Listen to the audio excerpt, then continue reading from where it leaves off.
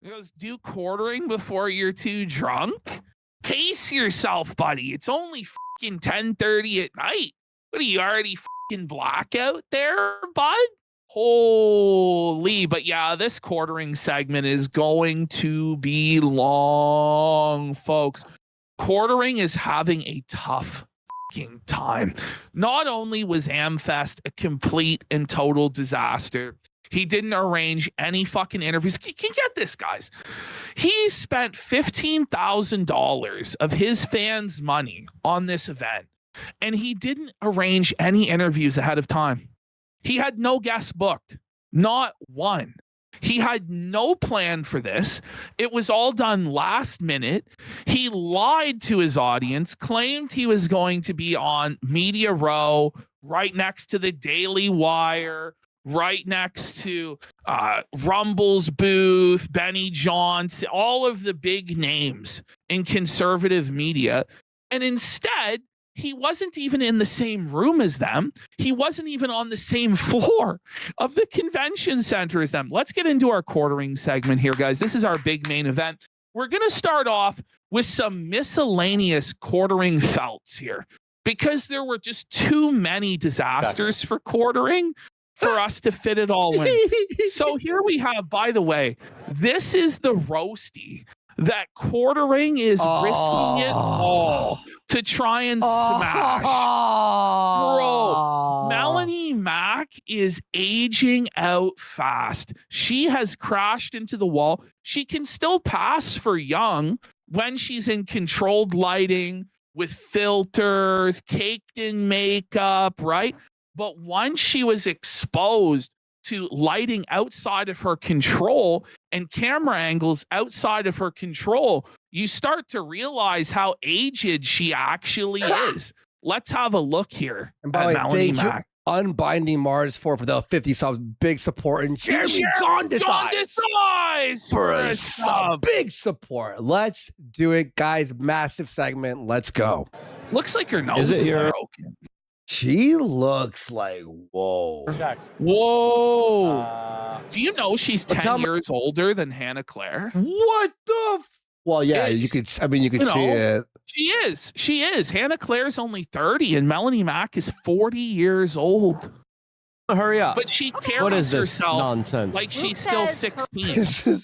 Whereas Hannah carries herself like an older lady, right? And that's why there's that perceived difference. Hurry up or he is going to confront you. Let's look up his criminal. Not a thought in those eyes, P.S. Not a single thought. All right, so we've got Jer here. Guys, this is so funny. Someone sent me this. Mr. Luther Morgan, the writer, okay? But watch this. He goes, hey, Quartering, I appreciate the shout out. Thank you.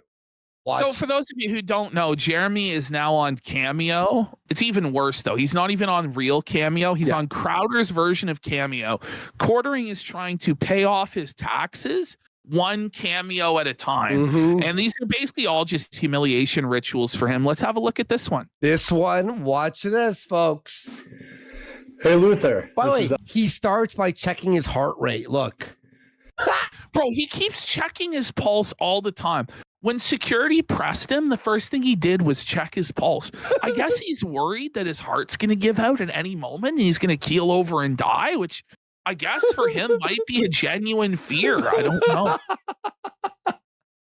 Hey, Luther. This is Jeremy from The Quartering.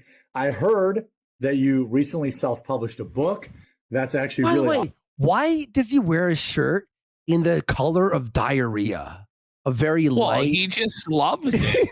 He just loves literally so our much, fucking AI song. He just rocks the brown, buddy. He likes it to match his underpants there, pal.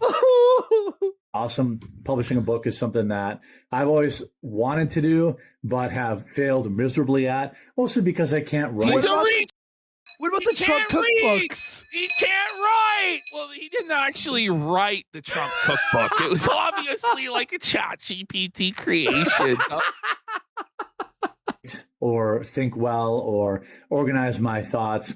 But I know you worked really hard on it. And I'd love to know more about it. How if do you know you guys that? email me at thequartering@gmail.com. Maybe I can give it a shout out or something like that. But really, really happy for you. Your friend Leland book. Got this for you. So shout out to you, Luther. Congrats on publishing your book. I hope you have a really good Christmas time and New Year's Eve and New Year's safe holiday and an awesome 2026. Now, I found the book. Quartering didn't look into so here's Luther. What the book was, yes. He goes, I want to thank the Quartering for providing us with some great material for his chapter. His Walmart story was consistently rated as the funniest part of the book with test audiences. Here it is, the book on lol cows. Lol cows? And now we The go internet here. Never-ending tragedy, and there's a whole chapter on the Quartering. Jeremy Hambly, aka the Quartering. Why didn't he look at all into what book he was promoting, buddy? He worked really hard on that. Did a lot of research into Quartering's lol cow activities for that chapter of the book. Oh man, Jared sees $60. He's like, "Oh, I gotta get that $60, man! I'll do anything. I'll shill anything." It's also got Dark Side Phil, Wings of Redemption, Boogie, Ricada Law, Ian Washford, aka iDubbbz, and Jeremy. Wow, the whole gang. Chama is his real name. Okay, so that was a late addition, that little miscellaneous part there that we did. This is where the segment proper truly begins. This clip was recently unearthed by the legendary Kiwi Farms poster, Return of the Mac and Cheese. Ooh. And in this clip, we can truly understand Jeremy's simp cuckold mentality that led him to the moment with Melanie Mac that's leading to all of this controversy and downfall and spiraling from Jeremy. Let's have a look here. He's fantasizing about Gina Carano. Okay. That's Gina. You know, she was canceled from after being on Star Wars. There's a whole story about it. But anyway, here we go. Okay, how much does Gina love me out of 10? Either a 9. You're married. You know, You're married, bro. Even fielding stuff like this, buddy. Wouldn't your wife be like, "What the fuck are you doing online? Talking about fucking this." By the way,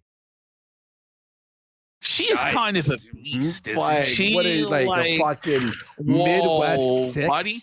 Come but on. Even as a Midwest 6, she can do a lot better than Jeremy. And Jeremy knows this. He knows that he's a low value man. And so he knows that his only path is the friend zone and the cuck seat. And that's what he's going to say. Okay, some people are saying that they would smash. Okay, fair enough. But for him, come on. Or an 11. Which one is it?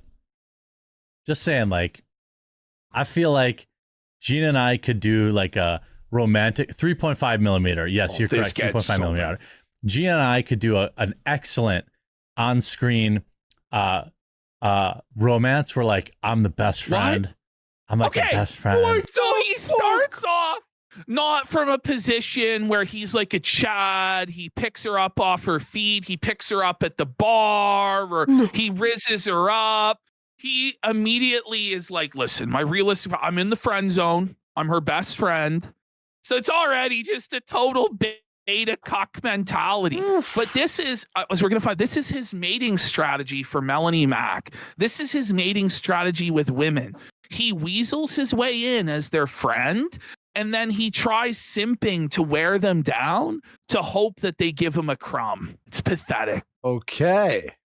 But I pine after her, and then she just keeps banging all these other dudes. What the fuck?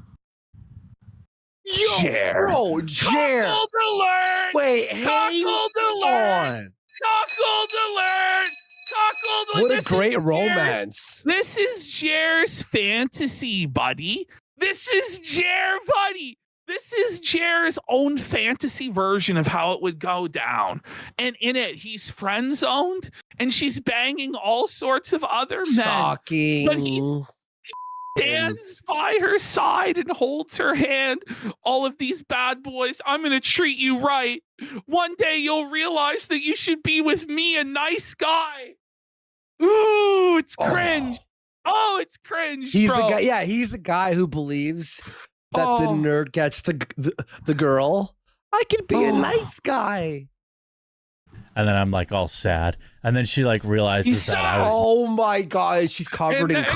And then she realizes that she should have been with the nice guy all along. Oh, Me all along, and that she comes to and then she comes to realize it, and then we live happily ever after. Is he brain did he damaged? post this himself? Like this is bro. Is this a leak? Bro, like, what was up with what he Is this a leak? This feels like a Discord call, like a leak. Actually, just said this shit in public, man. Oh my god! By the way, he said a happily ending. He didn't even say a happy ending. We're gonna have Like a comes to realizes that I was me all along, and that she comes I was to me all and then she comes to along? realize I was the meat. Realizes that I was he me was all me? along. I was me all along. What? Jared, and she doesn't make any sense. And then she comes to realize it, and then we live happily ever after. Happily ever after. Like, I think we could do that. I mean, that's what I think. What? You're married. You're married. What is wrong with this guy? What dude? the hell's wrong with you? I just mean, like, I think it's there. She could just keep hooking up with fit dudes. And Oh my god! Whoa! my Cuckold God. alert! Cuckold alert! Why did he have to say fit, dude? Oh. Why is he saying this? She gets filled up by some black men, and then he felches it out of her. No, but is in his fantasy after she gets with him, she's Yeah. still hooking up with Yes! fit dudes He's because he can't satisfy her. Like, bring it back. I'm pretty sure that's what he was saying. MMA, like, I think we could do that. I mean, that's what I think. I just mean, like, I think it's there. She could just keep hooking up with fit dudes, MMA dudes, and then, like, they don't make her laugh, They don't. Oh my! They only make her come. No, this is not AI. no. This is real. This is twisted, This bro. is real. That's the back. Jared, no. How does he live this down? How does he every day show up in public and be like, yeah, it's me, Jeremy from the Quartering, author of this cock fantasy that I told the entire world.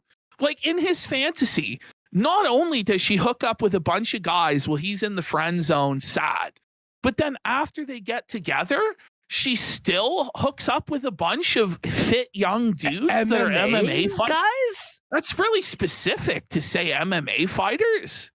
Like, Yeah. The Sky What? Bull vindicated? but then she comes home to him at the end of the night because he jester maxes and makes her laugh. Oh, That's what- man. Bro, get the her. Sky Bull's And then there's real. me. The Sky Bull's fucking It's having true. a party right now. It's true, all of it. All of it. MMA pilots? I'm just like, oh, hey, Gina. Oh, you look tired. Did you bang another dude tonight? Oh my! No! This is crazy! No! This is crazy! No! This is the Whoa, craziest buddy! return of mac and cheese. I bow. for finding this. Crazy, bro. And Return of the Mac and Cheese says that he has an entire treasure trove of clips like this that he's waiting to drop on Jer on Christmas Day. Oh, Bruh. Merry Christmas. Oh, sweet. And then like my heart's breaking, And then like eventually at the end of the movie, like, I'm just saying from a film perspective. I'm not saying in real life. Oh. I'm just saying from a film perspective.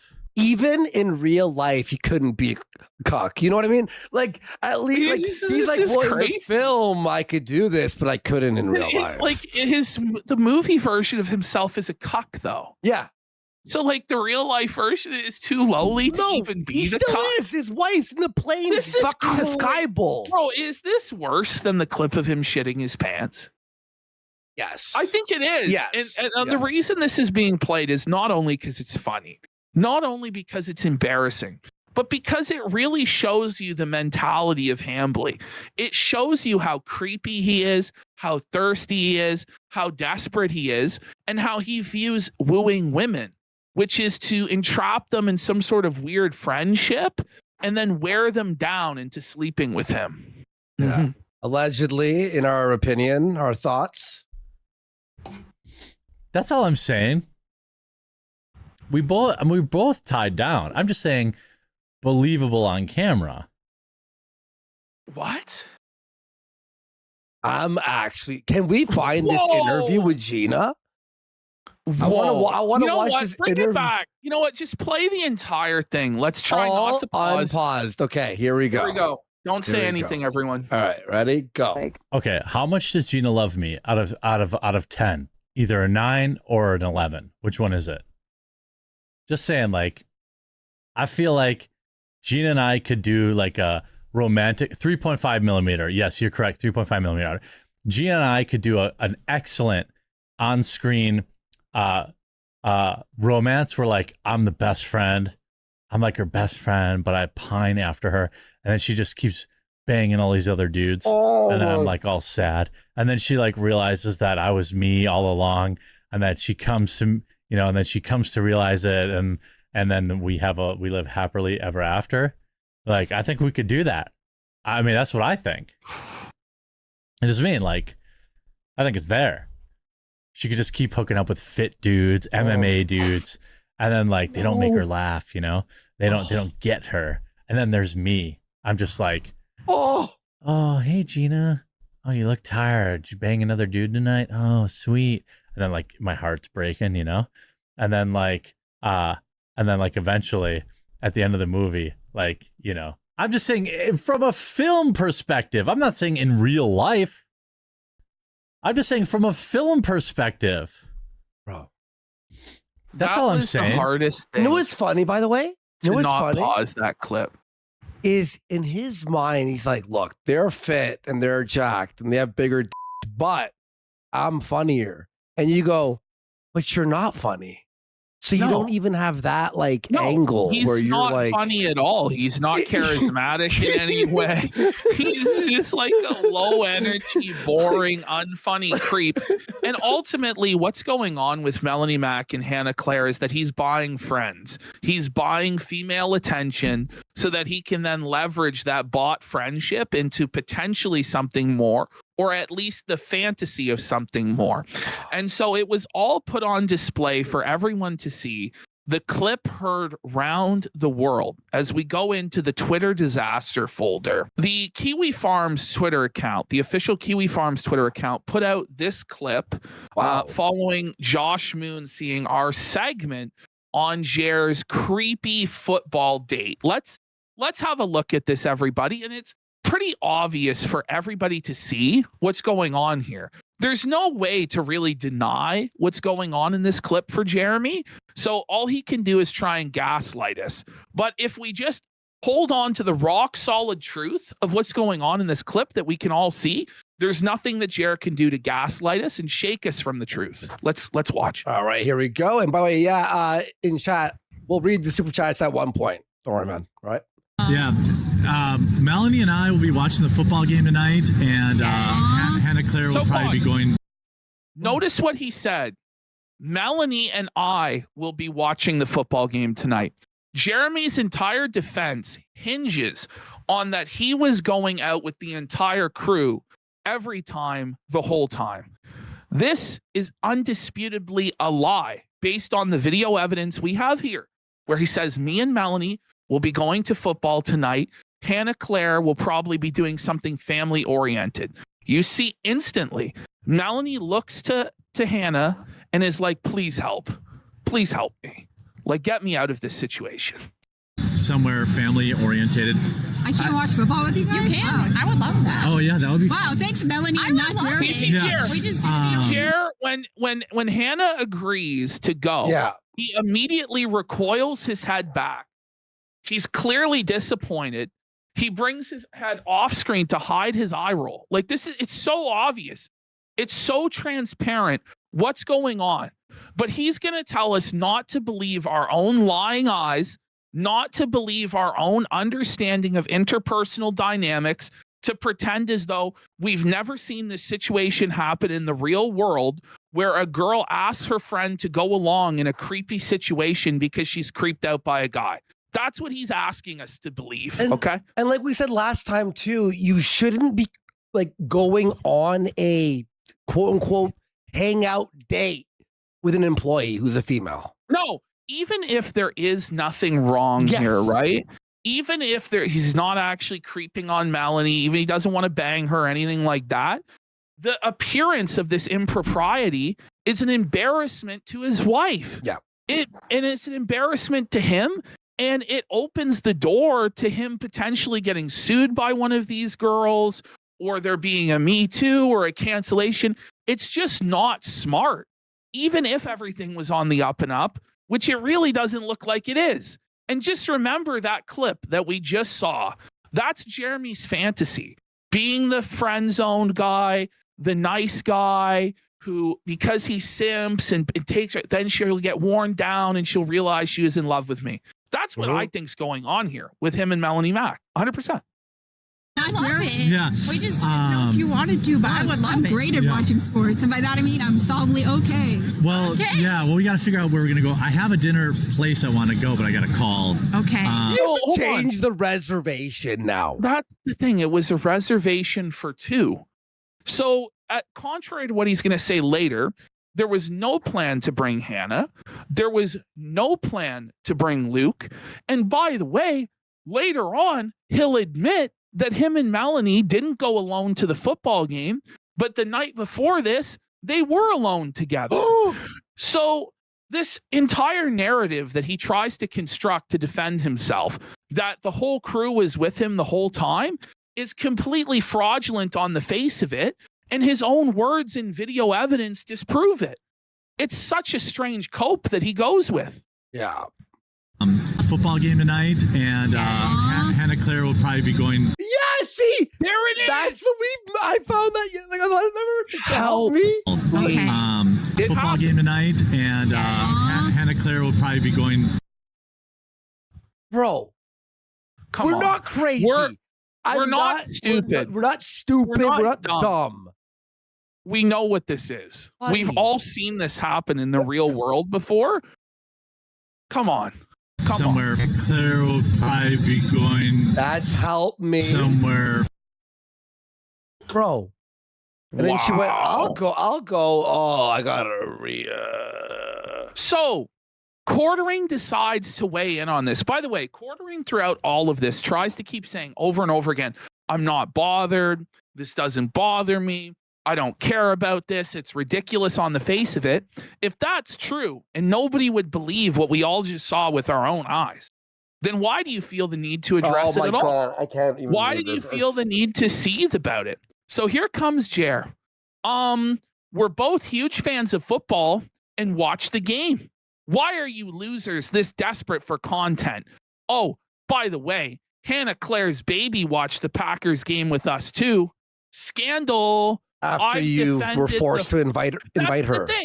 It was never the original plan, as we all just saw, for Hannah Claire to go to football. And you were upset that she was. But then he says, and this is the most important part for me, goes, I've defended the farms for years, Josh. Why try to cause problems like this? So Jeremy believes this is something equivalent to the mafia, where he's like, I granted you a favor, Don Moon. I granted you the favor of defending your website and your freedom of speech. So why do you do me this disrespect of not sweeping for me, huh, Don Moon? You've disrespected the familia. Like, that's what this is. Bro. And it's like, bro, it's not Josh's responsibility because you one time defended him. By the way, this is like the Ricada mentality. Yes. Oh, no, it is. But Ash, it's beyond this, remember? So I didn't see it because I don't follow him. He doesn't follow me. So it was in message requests from months ago where he goes to me. I saw it like the other day, like a few weeks ago. I'm like, oh shit, he fucking messaged me. He goes, I thought we were cool. First of all, like, oh, I helped you. I thought we were cool. First of all, I helped you. Secondly, the last thing you said to me is, I can't wait till you're dead in the ditch. Yeah. And now it's like, oh, remember I scratched your back, you scratched Where's my loyalty, right? Buddy, Where's the you're loyalty? a piece of Like, shit. you're a scumbag, Get the buddy. fuck out But of here, even if there was some sort of a relationship, which, by the way, there really isn't with Josh and Quartering. Ricada had more of a case. She didn't even have a case, but he had more of a reason to pretend to be upset than Jeremy does. Yeah. Jeremy's never done jack fucking shit for Josh. Let's be fucking real. But what Jeremy's upset is that Josh won't censor the forum for him. That he won't ban these posters pointing. Why would he? And if he does that, by the way, his whole site fucking dies. He can't do that. And it causes even more issues if he was to do that. But what did Quartering do for Josh? Nothing. He said that he thinks that Kiwi Farms should be allowed to exist. Okay. Right? Wow. Oh, man. But really, it's self-serving, and he's okay with it as long as it's everyone else other than him. Which is really how it works out for everybody, to be honest. But, like, come on. So, Quartering continues. He starts tweeting more and more stuff. He goes, it's totally normal behavior for adults with friends in real life. But these aren't friends. These are your employees. They're your paid friends, okay? Then he goes, the issue is the pushing this pathetic narrative. No, it's not a pathetic narrative. We all saw what that was. At bare minimum, Melanie was creeped out and asked Hannah to go with her because she was creeped out, okay? That's at bare minimum what was going on. Then he goes, and have no idea how adults interact. No, you're gaslighting us and telling us we don't know when we do know. Then he goes, I watch sports with my friends all the time. I want people to remember this statement. I watch sports with my friends all the time. Later on, he will admit that he only watches sports alone in his basement. Ooh. And his wife doesn't even watch it with him. So that was a fucking lie. And I have you on video saying that you never watch the game with friends. You fucking scumbag. But he thinks that he can lie to everybody and no one will ever call him out on it. So here's the thing. Josh Moon's post here is in such good faith. It is. It's a genuine post. A lot of the time, people don't take us seriously because we're very theatrical. We're very over the top. Silly costumes and stuff. You know what I'm saying? Yeah. But what Josh does here is just in plain English, illustrate all of the problems with Quartering and why he's getting so much pushback. Okay? So Josh says, I appreciate the support. It's not easy to defend the Kiwi Farms because ultimately it can't return favors. I don't dislike you, so I hope you take this to heart. Keno Casino and Kiwi Farms are not causing problems. Its attention is a symptom of underlying problems. You cannot plead poverty and then brag about having a collection of Rolex watches. Exactly. You can't threaten to terminate your employees and then brag about your lifestyle. You can't beg people to bail out your coffee company because you're under attack by leftists and then show off charts boasting about your Boku bucks. It is unacceptable and it inspires hatred from normal people. It gets even more brutal from there. Savage Josh just totally crushes him here. Next. By the way, Junior Bacon Steve Burger for 50 subs! Let's go, the Junior real Bacon. Steve 1 for 5 Thank you. Oh my God. Merry Christmas. Thank you so much. And by the way, Josh is on point. Like, oh, yeah. And he just continues. Bullseye. He goes, you can't be on the right wing with a sick wife and then act inappropriately around two young women. Don't even bother trying to defend it. The awkward tension between the three of you is obvious to absolutely everyone. And I've seen at least an hour of very bizarre interactions like this. That's the thing. You say it's taken out of context. We provided even more context. Yeah. And if you go back to the raw stream and watch it all, it's even worse. He goes, these small mistakes permanently alter how people perceive you, and they compound on each other until people just hate you. They won't even know precisely why. They just will. You can't fix that by explaining it away. It's a gut instinct. Ooh. I've been around 13 years. I've seen careers come and go, and I can see a train wreck about a year before it happens. I hope you can take my word. Josh warned Ethan Ralph like this and he didn't listen. Josh warned Dick Masterson like this and he didn't listen. Josh warned Nick Rekieta like this and he didn't listen. Will you listen, Jeremy? Because you are on a very perilous path. And unless he actually changes his ways and stops being such a dirty scumbag in all of the ways that Josh listed out, he is actually going to lose everything. His career will end, and he will be a full-on lolcow. For real. But it's already... Are we supposed to believe that there isn't a issue here when there's feet pick discussions, sexual tension conversations, and awkward? It'd be one thing if it was once or twice. He made a joke like that. It's daily. It's constant. It's every stream I hear him make comments like this. Every stream for the last 2 weeks that I've been clipping, he does this. This is not a one-off. It's habitual. Yeah, and it's like really like that whole thing we just saw with Melanie Mack and the help me thing. He could be, oh, you guys are just coping. That's bullshit.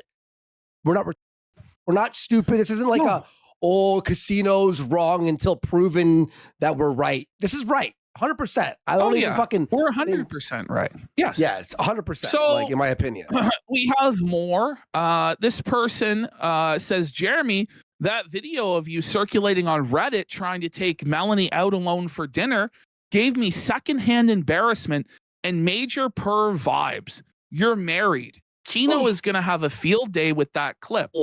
Quartering goes, I know this isn't good faith, but it's a free dunk for me. Me and the entire team went out to dinner literally every single night. That's a lie. That is a straight up lie. Jeremy, later on, you will see a clip of him saying that the first night, because no one else was there, he took Melanie out alone. And it's also a lie and insulting to our intelligence, because in the clip that we're all discussing, the plan was to go with Melanie alone to football and not bring Hannah and Luke. And that's obvious to anyone with eyes. Yeah. He goes, this is normal behavior on a work trip. The only people who think it's weird are pathetic, bad faith losers. Oh, Jeremy, it's you. No, but it's him that's acting in bad faith on this. It's him that's insulting everybody's intelligence. This is not a good faith rebuttal. By the way, if we go to the next slide, when Josh posted his response to Jer, and also, by the way, forget this video with Melanie Mack. Your wife is sick in the hospital, and you went on a unneeded trip with other girls. Oh, and by the way, Jeremy has admitted that he already called his wife to damage control. No.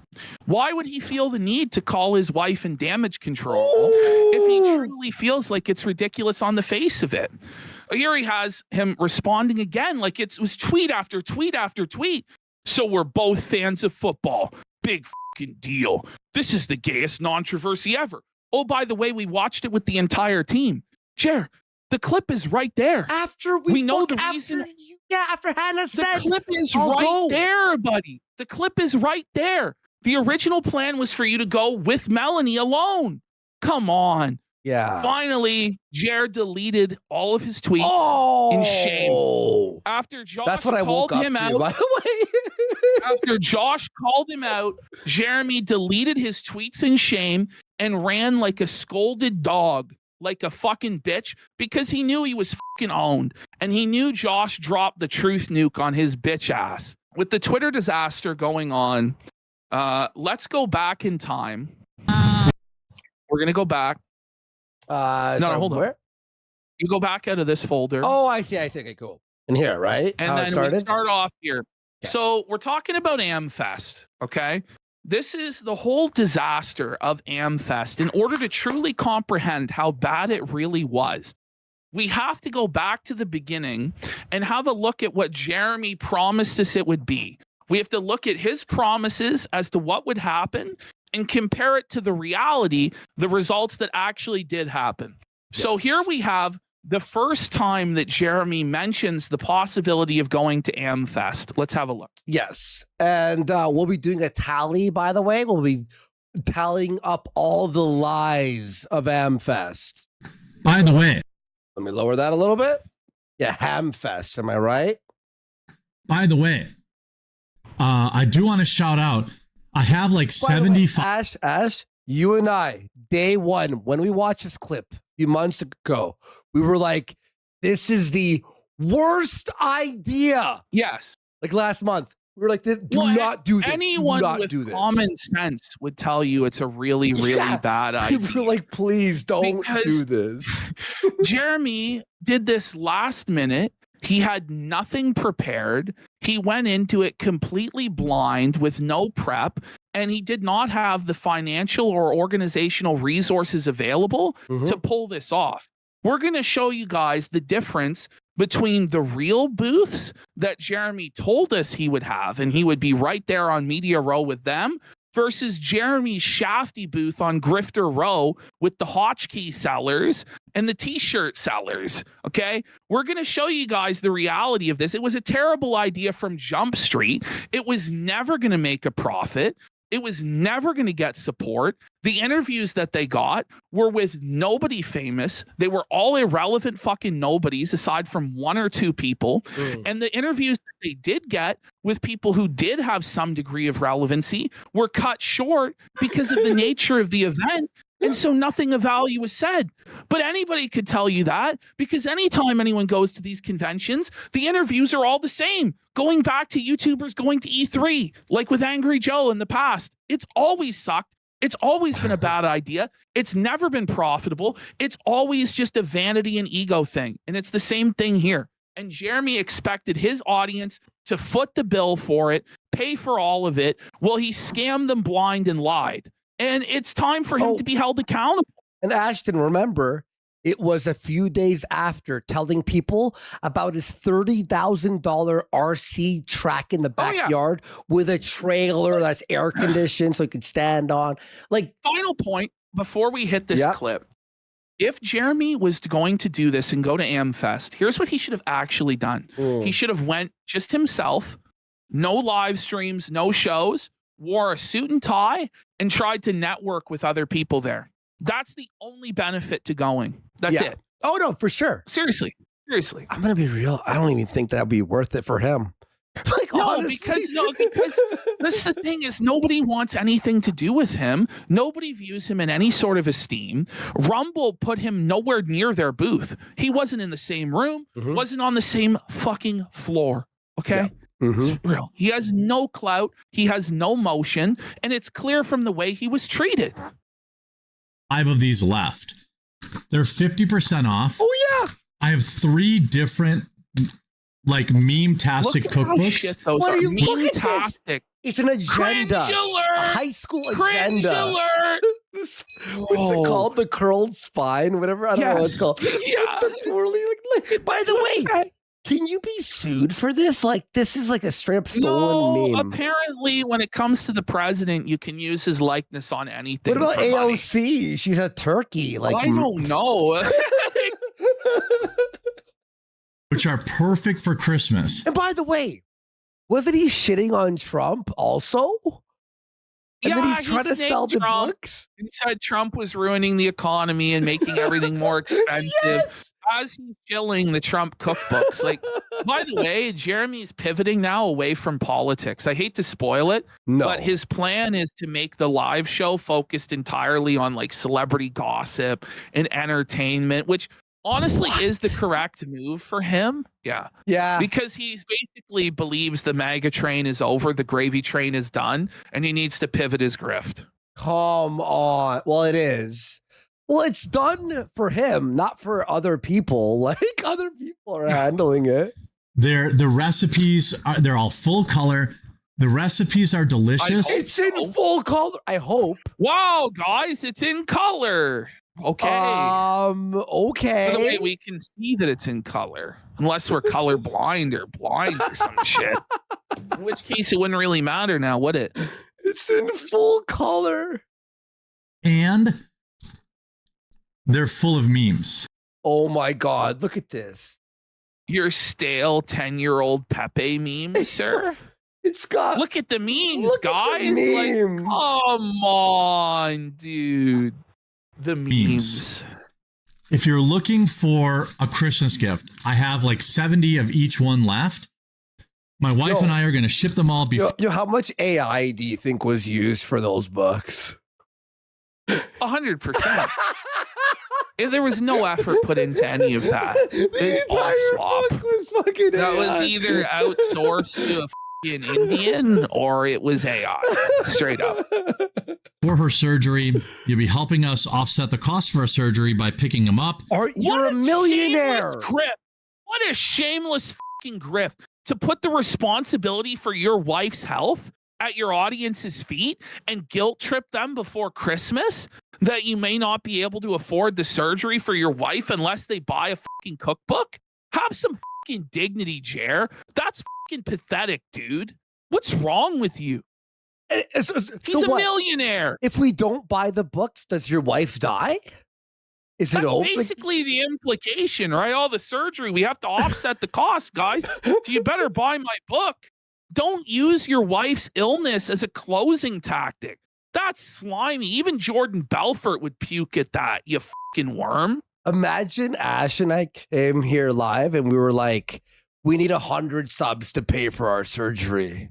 We're going in and like, it'd be like, whoa, buddy, chill. None of us should even know that his wife's having surgery or his wife's having health issues. What the even know that? Helping clear them out of my house. The quartering.com/shop. Go there right now. Once they're gone, they're gone. I'll never order more. But I hope it's a great product. What a great You'll product. never order it again. He's like, these are trash that are cluttering clear my my spare house. room. I gotta clear my house. Please buy them. We're not going to make any more of them because no one wants them. But my wife's dying, so buy them. Like, holy shit! Oh dude. man! You will pick yours up if you just go here, thequartering.com. Pick up your. Look at this! Oh my God! Do you remember this? Hang on, let me rewind it. Send the quartering to AMFEST. What is this image? So remember, guys, he said that if you gave him $100, you would get a year membership to thequartering.com, which really has no benefit or value. Straight up, there's like no bonus content really at all. And then you would also get a signed Christmas card that him, Melanie, Luke, and Hannah would take a photo at AMFEST and sign it. The Christmas cards are not being delivered to the 11 people who bought them. There was no update whatsoever. You're kidding during me. AMFEST or after. You're not getting your Christmas cards that you paid for. You're just shit out of fucking luck because they couldn't even be bothered to put together 11 cards. By the way, he then pivoted and said, okay, well, we're going to donate that $1,100 to Toys for Tots or whatever we raised. There has been no proof provided on any live stream that I've watched all of them, that Jeremy has donated to Toys for Tots or made the donation to Wounded Warrior Project that he promised. I would like to see proof of that, Jer. If you're going to claim that you did that, okay, you need to actually prove that you did that. And that's in 100% good faith. I've watched every live stream. Now, maybe he proved it in a random video on the Quartering channel. I don't watch 10 slop videos a day, so I don't know. You don't watch the 10 videos a day, Ash? But it's fucking disgusting. Like, it really is. Like, the level of lying and scamming that this guy does. And this isn't even getting into, like, he promised a meetup and a party. None of this ever took place. And apparently he got $15,000 from two backers, two Jewish Canadian guys for this thing. By the way, that funded it. Just go here, thequartering.com. Pick up your mega cookbook. Don't print as many next time, Jeremy. Well, I mean, I only had 300 left. That's not. Oh my God. 300 His left. own chat's like, don't print. It's like, by the way, why are you printing these? Don't you like print to order? The kind of like shackle business is this? Too many. I think we'll sell all 300 by December 1st. Proof. I want to see proof. Folks, how many do you think he sold? I think he sold one. I don't know. Remember, he put them on like a deep discount. Maybe he eventually cleared them out. No, I don't know. I bet no one bought it. Another ad read. Well, it's for my own product. On that page too, I don't know if you guys. This came out. So he comes out of an ad read for Morgan and Morgan. By the way, that's the context of that complaint. He does an ad read for Morgan and Morgan, and then goes straight into shilling this product right afterwards. No, Like and zero also, respect for the audience at all. didn't he do like a thing in November that he promised in December he wouldn't do any ads or something? Oh yeah, he was talking a big game. I mean, it's just the amount of lies that come out of this guy's mouth. And the thing is nobody has been able to hold him accountable up until this point because number one, most people, he's just too boring to actually sort through and watch and hold him accountable. Number two, the people attacking him were all leftists. Yeah. So it was easy for Jeremy to dismiss it. Oh, that's a woke leftist with Trump derangement syndrome. Well, Jer, let's be real, buddy. Like, we're to your right, bud.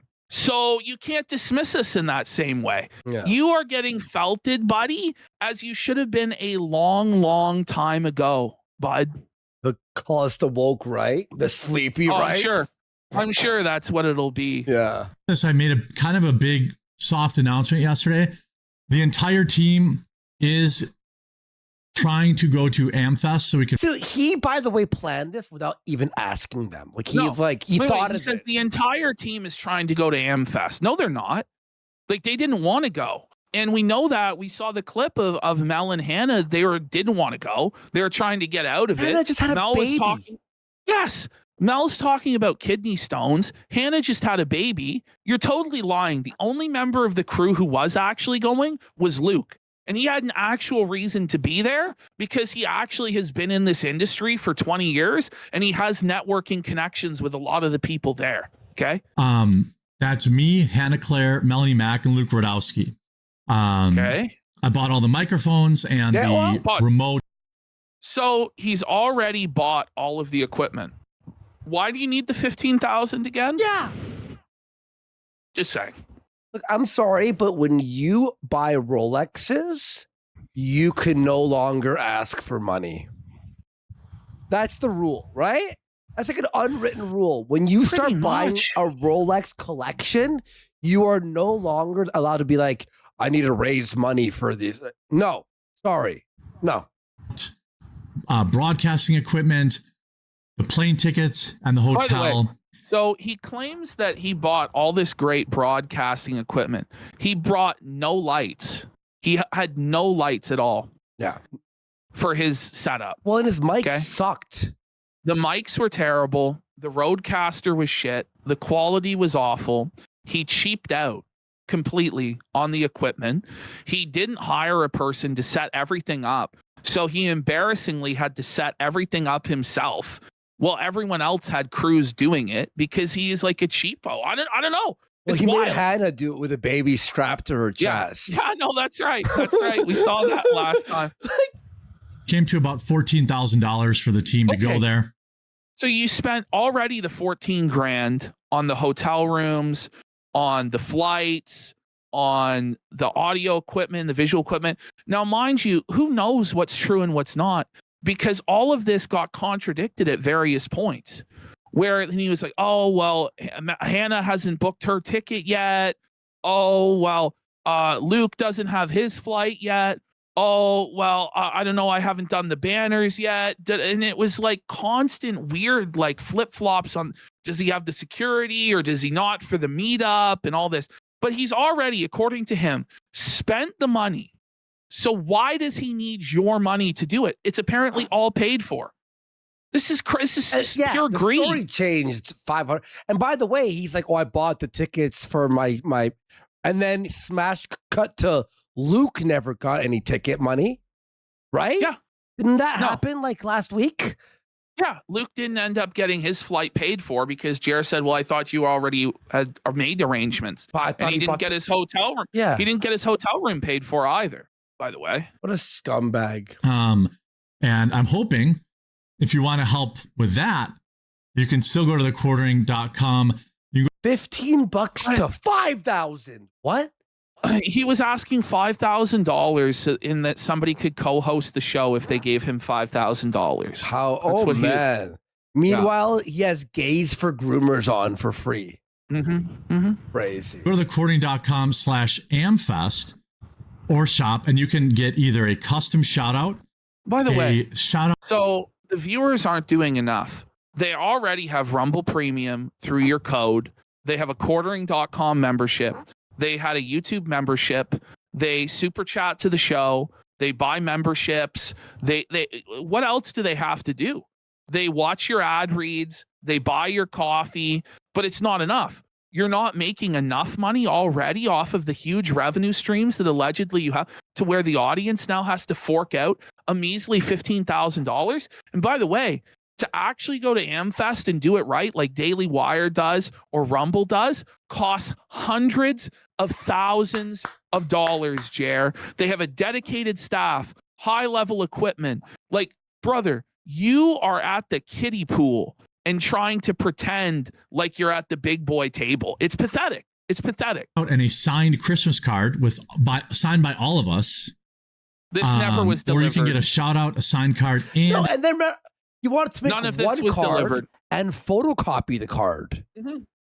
It's disgusting. That's like couldn't even be bothered to sign 11 cards. Was gonna photocopy one card 11 times and send it out. Okay. Yeah.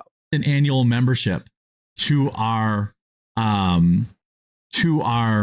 members only area. Yeah. And that's at thequartering.com/AMFEST. We're doing the best we can to go there.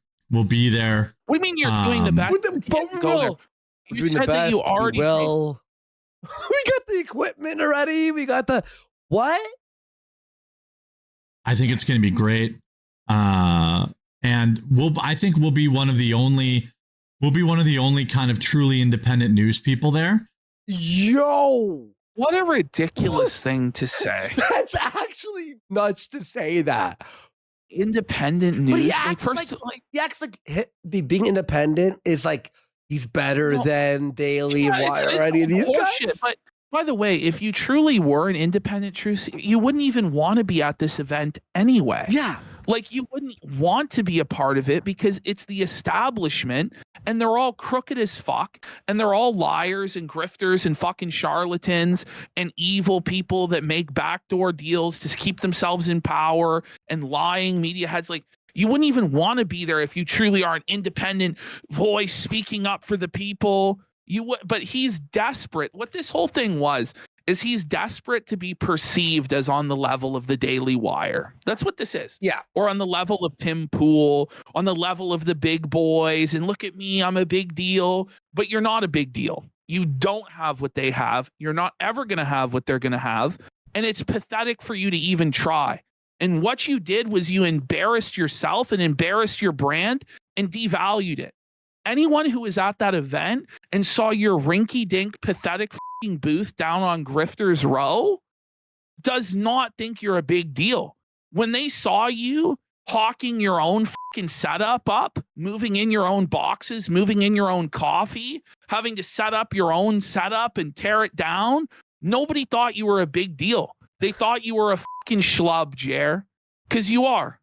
When you're sitting there in a fucking hoodie and a hat, and everyone else that's actually there to network and be successful is in a suit and tie. What do you think the perception is? When Melanie Mack is looking like a fucking with tatted up arms, what do you think the perception is from the real political people that are there? They think you guys are a fucking circus. Luke is wearing a t-shirt and jeans. At one point, a t-shirt and fucking shorts, as we'll see today. Well, this is autism. I got autism. It's like what were you guys? What were you guys thinking? Seriously, it was crazy. Not even. You didn't even try. You didn't even fucking try. Didn't even have the fucking decency to put on a fucking collared shirt. You fucking bum. And so we'll be able to interview like Russell Brand and Posobiec and all the people that are going to be. What lies? This was all lies. None of this ever came to fruition. There was no interview with Russell Brand. There was no interview with Posobiec. These people didn't even spit in his direction. They were nowhere near him. They didn't know he was there. Yes. They didn't even know he was there. So everyone who backed this was lied to. So even if you can't back there, let me know who you want me to. Should we see who we should try to get interviews with? What do you lenses? This is straight up behind the you don't scenes even work. know who to get interviews. Who By should the way, I get here? He pawned booking the interviews off to Hannah, as we'll see in the next clip. Of course. She had no idea 2 weeks ahead of time. Oh yeah, you're in charge of booking an entire roster of guests. Yeah. Right. Yeah. So that he could then blame her Who instead should of we get- himself. Oh yeah. No, for sure. Interviews with. Who's going to be there? Tucker, So- we're probably not big enough for Tucker. Oh, at least he Why admitted is- that he wouldn't get Tucker Carlson. So Charlie Kirk, a video of Charlie Kirk spoke. Oh, Yeah. I was like, that's kind of nuts. Trump Jr. I might be able to pull off. No, No, you he won't. did not. Like, imagine telling your audience that you're going to get Don Jr. and the best that you could get was Myron from Fresh and Fit. Best I can do is Myron Gaines. That's a big step down from Trump Jr., bud. Tulsi Gabbard. Come on. I'd like to he's have- floating that he's going to get Tulsi Gabbard on. You guys who have watched this show know the caliber of guests he was getting on. Like, they were 2-bit grifters. I'm from the Freedom Scouts. We're an alternative to the Boy Scouts. Like, come on. That was not Tulsi Gabbard. Stop it. Not even. Well, why would you promise any of this? Vivek on and talk to him about his love of Because he knows he'll H1Bs. never be held accountable. Vivek. Yeah, get Vivek on. Yeah. No, he didn't get Vivek on. No. It was a pipe. Gutfeld, maybe. Why would Maybe Greg Greg Gutfeld? Gutfeld. He wouldn't even look in your direction. This guy is seriously telling us that on 2 weeks' notice, without even an actual booth on Media Row, where he's actually on Grifters Row with the people selling T-shirts and keychains, he was going to get Greg Gutfeld. Are you fucking kidding me, Jer? Give me a Look at him. break. He knows he's fucking lying. Well, yeah. This was all just a con job. This is a straight up con on his audience. And by the way, so he gets 80,000 live viewers on his live show, but there's actually like 100 people there because we see the Yeah. chat. Bots, like people know when you're using bots and you aren't clout and you're not a big deal. People know. People sniff it on you. Gigi Evan knows. He goes, how much you want to bet the people running AMFEST only gave him the spot just to humiliate the ankle beggar? Yeah. That's what it was. No, it was. It was all a humiliation ritual. They gave him literally the worst spot in Grifters Row. He wasn't on Media Row. He was in Grifters Row in the worst position right by the emergency exit door. They put him there for a reason. They had security hassle him for a reason. Rumble had nothing to do with him for a reason. Rumble overpaid this guy on their contract when he was at the height of his popularity, and they never saw any return on that investment. They are cutting their losses. The moment that any sort of affiliate ends with Rumble, which is happening in 2026, the Quartercast will end. This was the last dying gasp of the Quartercast. It will not see 2027. That's not a prediction. That's a spoiler. This show is not seeing 2027. And if it does, it's only a matter of pride with Jeremy draining his savings to keep it afloat because it is not a profitable enterprise. And like with the whole he was big on YouTube by, doing like the anti-woke stuff. That works on YouTube as a quick video for, algorithm or whatever, but it's different when you're live. You either you have it or you don't, and you don't even have videos. Like he's lucky that he's survived. In fact, he's worried now about AI. AI beats. That's how low the bar was for his content that he's seriously threatened by AI slop. And then you want us to feel bad for you? Really? Yeah. By the way, Floa Boy nails it here with his rage quit. This was always meant to be a vacation for Jer to sleaze on Hannah and Melanie. Guarantee he pocketed what he didn't use for dinner dates and shit. I just want proof of the charitable work. I'm not saying that the whole charity promise he made to Toys for Tots and Wounded Warriors is a scam and he stole it. But I'd like to see proof that he actually did donate it.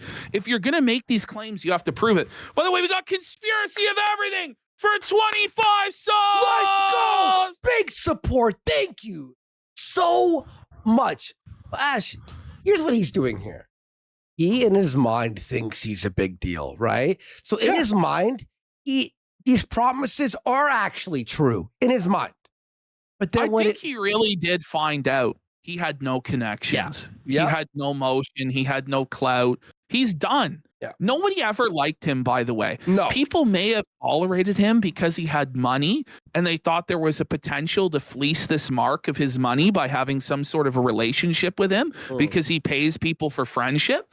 The moment that you don't have the money and you don't have the clout, you find out who your friends are. Ooh. And Jeremy's at the point where everyone knows he's going to drown and no one feels any obligation to save him because nobody likes him, because everyone always disliked him from the beginning. That's just the truth. No, it is true. So we're going to be on. By the way, back in the day, 2017 era, when I was still doing Warski Live and stuff, anytime he came into like a live show, a panel, the energy just sucked right out. This guy knew how to fucking hit the handbrake on a fucking live show. For real. Media Row. Did you hear that? Hey, Did you hear that? He said he would be on Media Row. I want everyone to remember that because I have video walkthrough of what Media Row looked like. He was nowhere to be fucking seen. He was not on Media Row. He was on Grifter Row with the fucking bums at a fucking right-wing flea market is where this fucking stinky fat was. It's Skid Mark Row he was on. Yeah, They're saying he was. It's not the handbrake, it's the ham break. Very funny chat. He lied to everyone. This is a lie, and he can't defend it. He won't even address this because he knows it's a fucking lie he told that he would be on Media Row. Death Row. So we're going to be on Media Row. Liar. Why would you say Hey, Jeremy, when should I expect a Discord invite after paying for my membership? Oh, it should be now. It should be now. Why is it not immediately when you pay the link to the Discord? Like, you can't even figure that out, which, by the way, is the only benefit of buying his membership or whatever is you get into the Discord, which, by the way, is dead. No one posts in. But. If you back through the AMFEST thing, we'll email those out Monday.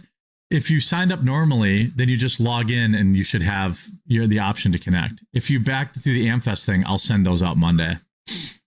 He's got 80,000 followers or watching right now, but he's doing troubleshooting with one guy in the chat. Yeah, makes sense. For sure. Yeah, it adds up. Interview Tim Pool. Tim Pool won't be there. Oh. Jack Posobiec? Okay. Oh. Yeah, Jack Posobiec did not respond to anything. Was not there. So because TPUSA, the reason we're going is TPUSA hooked us up with a spot on Media Row. They didn't. They did not hook you up with a spot on Media Row. They did not. What they gave you was a booth as a humiliation ritual so that you would embarrass yourself on Grifter's Row. You are not on Media's Row. You were not. We'll show you guys. He was not. Are you kidding me? And Media Row. Now, maybe they lied to him as a humiliation ritual. They did. I hope they did. I honestly think he is lying here. They never promised him that. He has no idea of anything. Yo, imagine. We get access to all these people. And the only reason we're going. No, you don't get access. So he claims we get access to all these people. On screen, Charlie Kirk, Erica Kirk, Tucker Carlson, Steve Bannon, Trump Jr., and Tulsi Gabbard. Not one of these people ever interacted with the Quartering crew in any way. This is a straight up dishonest lie by Jer that he knew was a lie. He knew that he would not have the connections to pull this off. There's no way. Secret Seeker, no, Charlie was not there. He was getting pressed by security. Okay. Yeah, no, and by the way, he didn't even have the lanyard to go near that real the lanyard to walk through. No, somehow Myron was banned, but still got there and still made it. Myron.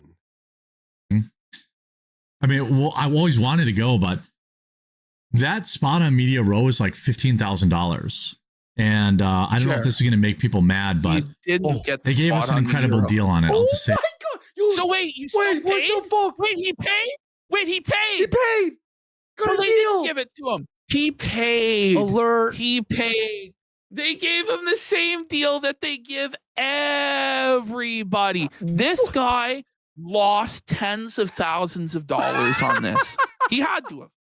Like, I don't even believe that the $15,000 he claimed he got from the Jewish Canadian donors is even real. No, it's not I real. think he was embarrassed that he only raised $1,100, deleted the fundraiser in shame, pivoted, said he was going to donate it to charity without providing any proof, went out there, blew all this money on hotels, 5-star dining, as we're going to find out. He went to, the convention space, the $500 chair fee, all this stuff. And he didn't get any super chats, any additional ad revenue, nothing. It's literally all loss. It was all vanity, and it was pathetic. That a deal so good that I'm like, we have to go. Then I looked at a deal so good. This guy would be fleeced at a fucking flea market, full price for a fucking. He fell for the fake discount. The discount in his back pocket. Like, well, it's $15,000, sir. Well, is there anything you can do? I'm Jer, the quartering. No, let me go talk to my boss. This is what you need. Put him on hold.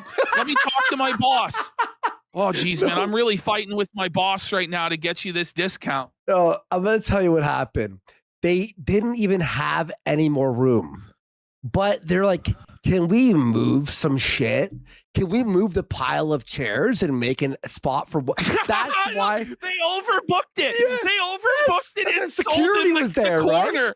That's what it was. Yes. That's what it was. Bro, they fucking fleeced this guy. He's like, oh, they thought it was 15 grand. I only paid 8 grand to sit in the cuck corner by the emergency exit next to gays groomers. He's the corner. Checkmate, libtards. Like, that's seriously what happened. That's seriously what happened. No. Hotel costs and travel costs and the cost to buy all the equipment. It was like almost $4 grand to buy all the equipment to do the show there. But I still think like it's a great opportunity. Like yeah, what? Going for money and exposure. Well, we're definitely not making any money going. There it is. It's all a loss. There was no money and there was no exposure. No, there is exposure. He's on our show. Yeah. It's not the exposure you want. He is, in fact, exposed. I'll tell you that. Exposed for being a lying charlatan that scammed his audience. We're losing money. A lot of it. What an idiot. What the fuck? Wow. That's okay. So this is when he first breaks the news to Hannah Claire. Okay. Okay. And then we're going to be done our flashback segment, and then we're going to continue with what actually happened at the AMFEST conference, because the disaster continued. It was a train wreck that I just couldn't even believe, to be honest. Worse than I ever thought it would go. Be there. Now, hopefully, you guys can help us out with something, because it cost about $14,000 for me to pay for the crew and to buy the equipment. Hannah Claire, by the way, here knows that this is a disaster. Like, she looks so sad here. She knows that this is ending in disaster, and there's nothing she can do to stop it. All the equipment's here and paid for, and I'm hoping. Wait, look, the look. No, Hannah just gave. All the equipment's here and paid for, and whoa, right there. That eye roll, because she's like, why would we need money if everything is already paid for? That's a really bad idea to say that, Jer. That's crazy. I'm hoping you guys will consider going to thequartering.com/AMFEST. I don't have Tim Pool money. That's apparent. Day. So paying for hotels. His entire life, by the way, is comparing himself to Tim Pool. Yeah. And by the way, bro, you may not have Tim Pool money, but you're still allegedly a multimillionaire. If you don't have money for hotel rooms, what did you spend all the money on exactly?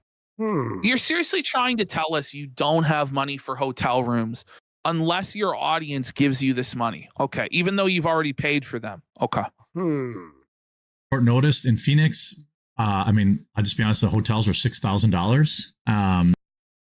Wait, that's a lie. Hannah shook her head. Well, by the way, like the rooms hadn't even, I don't even think it had been booked yet. Wait, no, I thought he did book. Oh, he did.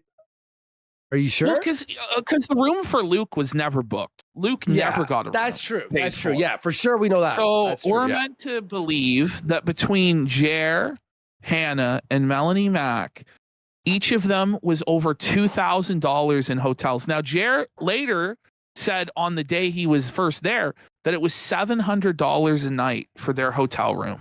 That's what they were paying. And then he complained about how shit the hotel room was and that his toilet was suboptimal, by the way. So you guys really got a good bang for your buck on those $700 a night hotel rooms there, Quartering fans. Well, this guy in chat, Lord in chat, said, I feel bad for the person who paid $5,000. There was no donors. There was no donations. Well, no, it was apparently even more than that. It was two guys who came up with 15 grand between them. I don't think it happened. No. I'm pretty sure he was like we're rent free in his head. He said 2 Canadians and then says Jewish to be funny about it or something. Yes. That's what I think. I think it was like a shot at show me the Jews. Well, and somebody asked, why didn't they co-host? Well, it's convenient. Jer said they didn't want to. Oh, sure. So, Sure. It was a lot of money. The equipment was like $4,000, and the flights are about the other $4,000. We have 3 ways you can help us out. One, you can get a custom shout out at thequartering.com/AMFEST. I know we won't raise all 14K, but I'm hoping that we can raise a chunk of it. When we're there, I had this idea. Hannah Claire doesn't know it yet. Oh, look at her face. Like a deer in headlights, you know? Are you sure you want to say something that you haven't talked to me about yet? Oh, no. At the $30 level, we're going to do a QuarterCast Christmas card. The Christmas card. We're going to take our the picture. Christmas card never AMFEST, materialized. and I'm going to have everyone sign it. And then we're going to mail you a Christmas card, all signed by us. I love that. That's so cute. We're such a never family. happened. And it's, so you get they'll be signed and numbered, and that'd be like the incredible way to support us. Or at $100, you get the card, the shout out, and you get a full year to our members area. 11 people signed up for that and got no card. Apparently, the money is going to Toys for Tots, of which no proof has been provided as of this point. You don't believe he donated to Toys for Tots? I don't know. I'm sure he did. For sure. He definitely did, guys. This fucking bomb, dude. Well, a year in our members area is like $70 or $80 alone. Oh, wow. What a deal. Whoa, what a value. So being in an empty Discord. Hello. For $80 a year. I actually think I have that. I have that soundboard, I think. No, I don't actually. Okay. Anyway. You get the card and you get the shout out. So the quartering.com/AMFEST. I mean, we need 700 people to back at the $100 level. That would cover half of it. I know we're not going to cover all of it, but I'm hoping you guys will. How do you have 80,000 watching right now and you can't make $700 in donos or 700 donate? Like full donation. It's because the numbers are a lie. They're obviously wrong. The Rumble numbers are bullshit, and we all know it. We all know. Yeah, like that's nuts, dude. Go to thequartering.com/AMFEST, and then also in the chat, tell us who you want us to have on the show. Okay. This is the important part. Okay, this is the part where Hannah Claire will be organizing all the interviews, so we can try to get Don Jr. Did you see that? Her eyes go organizing wide. all the interviews. No idea. She had no idea that she was in charge of organizing all the interviews. She's never done anything like that in her entire life. But Jared just decided live on the air to tell her that she's in charge. So when shit goes sideways, which it did, he can put the blame on Hannah Claire for not delivering the guests that he implied would be there. No, let's be real, everyone. Hannah is fully innocent. We don't want any of this backlash onto Hannah. She's innocent. So I will say, I thought she was innocent until today, when she clearly lied to save her job to cover Jeremy. No. And said that there was nothing at all strange or wrong with any of Jeremy's behavior. Well, and it's like, she's paid Hannah, to we say all that. see. That's the thing. She was paid to say that. And she said she would never go along with it if what we are all saying happened. And it's like, no, you did go along with it. And it's disgusting that you're going along with it for a check. But hey, I get it. You got to pay the bills. It's okay. Listen. We can try to get Don Jr. We're going to be on Media Row right next to like the Daily Wire. So imagine having $5,000 and you donate $5,000. He says he'll be right next to Daily Wire. Yes. Wait, Media Row. Did he say that? Don Jr. We're going to be on Media Row right next to like the Daily Wire. And you hear that? He said we're going to get Don Jr. We're going to be on Media Row right next to the Daily Wire.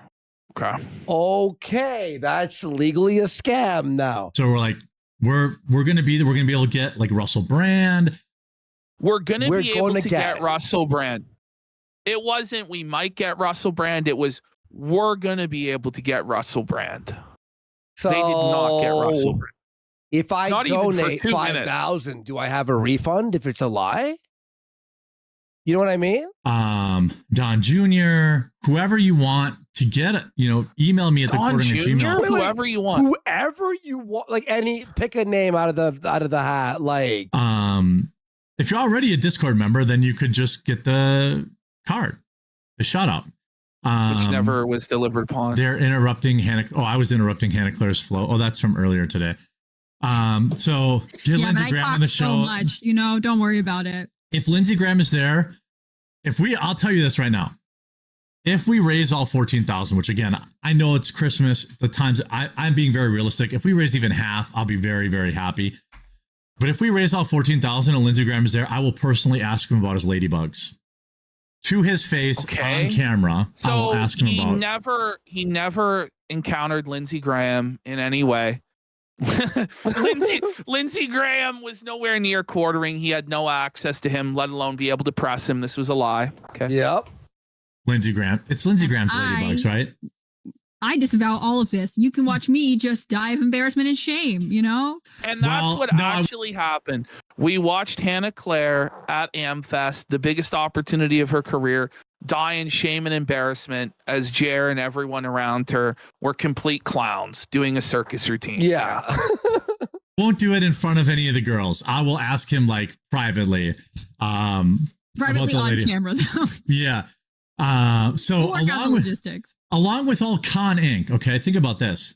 You've got Daily Wire, you've got Patrick Bet-Dave, then you've got Quartercast, and we have the same space they do. I ordered the banners today, so we have like a nice. Was he lying to? He did not have the same space at all. It's either he was lied to, which he should then expose if he was. Hey guys, I was invited here. Here's the email. Look, I wasn't. Or you're lying to your audience, or he didn't know and made up something. I want to know what the actual truth is, but with Jeremy, you'll never find out. Yeah, he's a liar. Background. He knew he scammed. He's the mart. I ordered the stand banners with all of our faces on them. I ordered custom microphones. Ordered the stand banners with all of our faces on them. By the way, he claims he ordered the stand banners, but then last week we know it still wasn't ordered. Yeah. And he was worried that he'd be able to get them in time. So he was lying here. Or he was lying then. It's the old Dylon dilemma, isn't it? Was he lying about the hotels or the tickets being bought too? I ordered custom microphones with our show logo printed on the bottom. Yeah. So like your boy and girls will be there with all the corporate shills. Why is there $9.99? Why would you want to be there with all the corporate shills? Like, if your end goal is to be an independent media voice, you should want to be as far away from that stink as possible. Well, I personally would not go to that. Duty streams for 1,000 kicks will get Jesus. The more I watch, the more I think this It has to be some sort of elaborate LARP or pyramid scheme. This dude makes a Creflo Dollar blush. Thank you so much. And Asroth for Pack It Up, saying, been watching you two put in effort for almost 2 years now. The casino keeps getting better and better. Merry Christmas. Thank you so much, man. $6.99 shipping on the shout out. If this goes well, Jeremy's going to take us on tour just to keep using that stuff. Wow. It did not go well. Okay, so here's the actual Media Row. Okay. So this is an actual walkthrough of Media Row, and you're going to see Jeremy is nowhere to be fucking seen. So let's slow it down, and we can watch through here. Okay. Whoa. So you see there, look at this setup. Whoa. Look at how professional the Rumble setup is, dude. They have professional studio lighting in there. Wow. Look at that. They have hundreds of square feet of space on the floor. This is a real setup. This is where Jer claimed that his booth would be. Right Look here. at this. What the? Look at this. Look at this setup that Rumble has. Look at it. That's actually Look at it. impressive, no? Look at it. Look at this. It is. Wow. It is incredible. That's a setup that costs thousands and thousands of dollars to set up. Oh my like they have God. real staff. Okay. Here we go. Look at this. Do you see Jeremy's booth, guys? Where's the quarter pounders Quartering. Quartering. Where are you, buddy? As you can see, we can't see his shitty blue drop anywhere. You see the Daily Wire there, Look though. at that. He There's said like he'd be screens. right. Oh, by the way, he said he'd be right next to Daily Wire. There's Daily Wire's actual setup. And they have like a metal bar. Yeah, the steel beam. With like a metal sign. Where's Jer? You should be right here, Look right? at this. Look at this giant screen they have. Look at this huge setup they have. Like, if you're actually going to go to this event and be with the big boys, you have to be a big boy. You have to have hundreds of thousands of dollars at your disposal, which he does not have. Okay? He should. He should have that the money. That's the reality of what Media's Row was. Here's the reality of Jer's setup. That's Jer's setup. Backed into a shitty corner with this poverty laptop and roadcaster setup, buddy. Like, seriously, you're telling me that shitty backdrop that you got for a couple $100, you really thought you were going to be next to the Daily Wire or Rumble's booth? You knew you were fucking lying, Jer. That's sad. You knew you were lying, bro. He bought this. He's the whole corner. thing. He bought this for one event that failed. Yeah. What a waste of money. At least rent it. Like, don't buy it. Rent it if it's one night. Rent it for $20 or $50. You have to buy that? You know, a lot of people don't understand how these convention centers are. By the way, here is the coffee table. This is how Jer was promoting coffee brand coffee. So right on the same table that they're broadcasting from, there are all of these samples. Like, look at this. And people are just coming up and grabbing it. Which, by the way, what these is Jeremy's coffee that he couldn't sell through, that's literally rotting on the shelf, that he's giving away to people to clear inventory, is what this is. But, like, where is the actual display that's a coffee brand coffee? Like, it's so unprofessional. It's literally just scattered bags of crap. See, Ash, you're right. How I pictured it was like, like the boxes that hold all of them. Mm-hmm. And there's like a big, not big, but small cardboard coffee brand coffee, a try sample here. It's just all over the fucking table. It looks like garbage. It does look like garbage. By the way, we see there that Melanie Mack is at a professional political conference with some of the most powerful people in the world, wearing blue jeans with a Labubu tied to her belt. And then you guys wonder why you aren't taken seriously, why you got no guests, you have no clout, you have no motion. I don't know. The saying is like, dress for the job you want, like dress to impress. You guys dress like slobs. You guys dress like bums, and you were treated as such. You didn't take this thing seriously, and so that's why you weren't treated seriously. Oh, unbelievable. So this is his incredible idea for a booth. Used AI Hannah? Yes, AI Hannah Claire This is his sign. This is his booth. And as you can tell, like by the carpet, it's a completely different room than Media Row. It's not Media Row. This is Grifter's Row. He is in a separate small side room with a bunch of people hawking t-shirts, keychains, and other assorted tchotchkes. So flea market? Well, yes. So we'll see here in the next slide. This is where Jeremy really was. This is the gays for groomers, as Jer called it. Gays against groomers. Jeremy was right beside these guys. And this is the sort of setup that they had, that Jer had, and that everyone in this room had, which is trying to sell shirts that say Christmas is to protect children. It really is. Christmas is to stop transing kids. Holy shit. I mean, that's a based, I guess. But you know what crazy is?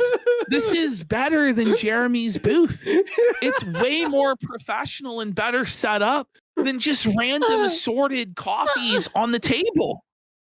So you're telling me Hannah, just to get the booking, looked over and went, did you come on our show? That's how they got the booking. And as you'll see, it turns out that pretty much every interview they got was just people that were around their booth, is the reality.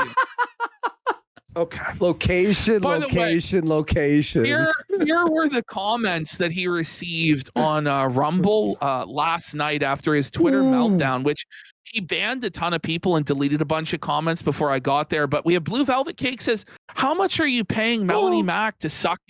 Fobosa goes, deleting comments about you potentially cheating on your wife, I see, Jer.